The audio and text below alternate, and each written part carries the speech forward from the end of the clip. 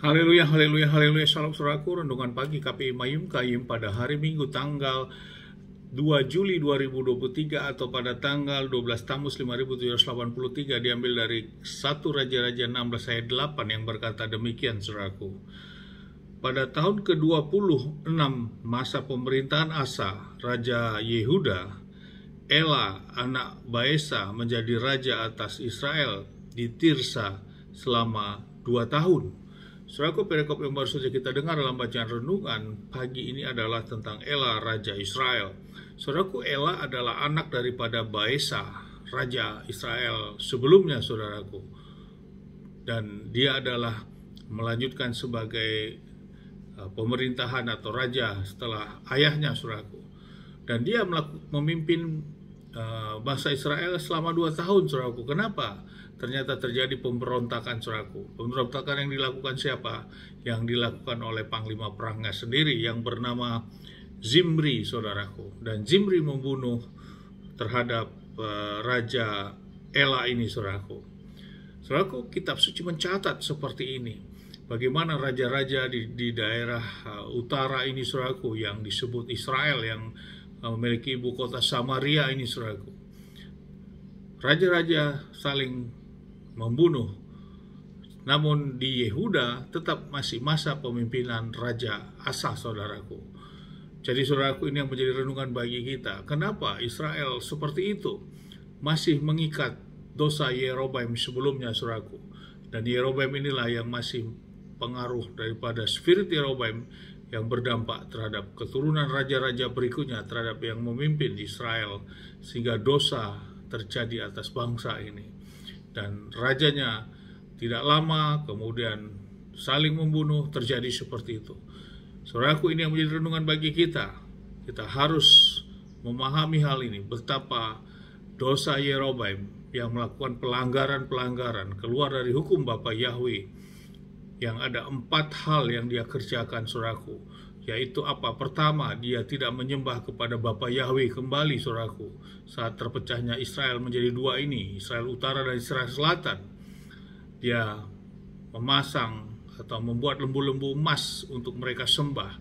Mereka menyembah kepada dewa-dewa lain atau di luar daripada Bapa Yahweh, saudaraku. Yang kedua, Yeroboam membangun kuil-kuil, sebab kemudian mengorbankan persembahan di sana, saudaraku. Dan itu juga bukan sesuatu yang menjadi perintah yang ditetapkan oleh Bapa Yahweh.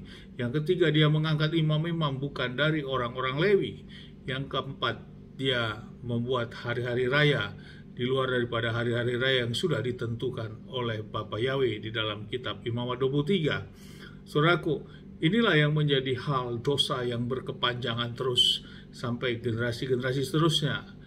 Dan terjadi saling membunuh raja satu dengan raja lainnya, dan masa kepemimpinan raja di sana tidak lama. Beda dengan yang di Yehuda, yaitu Raja Asa, dia tetap memimpin, saudaraku. Hal ini yang menjadi renungan bagi kita, saudaraku, di zaman sekarang ini. Betapa kita mengucap syukur bila kita saat ini sudah datang menyembah kepada Bapa Yahweh, karena itulah yang disembah oleh Abraham, Ishak, dan Yakub, juga leluhurnya daripada Yeroboam ini, yaitu yang disembah oleh Daud dan juga Salomo, saudaraku. Dan itu menjadi pegangan mereka. Dan kita mengucap syukur juga saat ini kita sudah melakukan apa yang namanya hari raya yang Bapak sudah tetapkan sesuai dengan kitab firman Bapa Yahweh. Bukan hari raya yang tidak ada tertulis di dalam kitab suci kita, saudaraku. Hal ini menjadi sesuatu hal yang tentu kita memiliki motivasi pemahaman yang sudah benar, saudaraku, tentang kebenaran ini. Karena kita mau mengerti, karena kitab suci sudah mencatat keluar dari ketetapan itu, maka Bapa Yahweh tidak berkenan dalam hal kepemimpinan kerajaan saja juga tidak berkenan, apalagi di dalam keperkenanan Bapa Yahweh kelak waktunya nanti, saudaraku. Hal ini yang menjadi renungan penting bagi kita. Untuk itu, saudaraku, dimanapun saudaraku berada, bila engkau masih keluar dari apa yang sudah Bapak tetapkan, mari kita kembalikanlah. Jangan tunggu lagi, jangan tunggu tarsok, saudaraku. Karena ini waktunya sudah sangat dekat. bagian kita, saudaraku, mau membuka hati kita.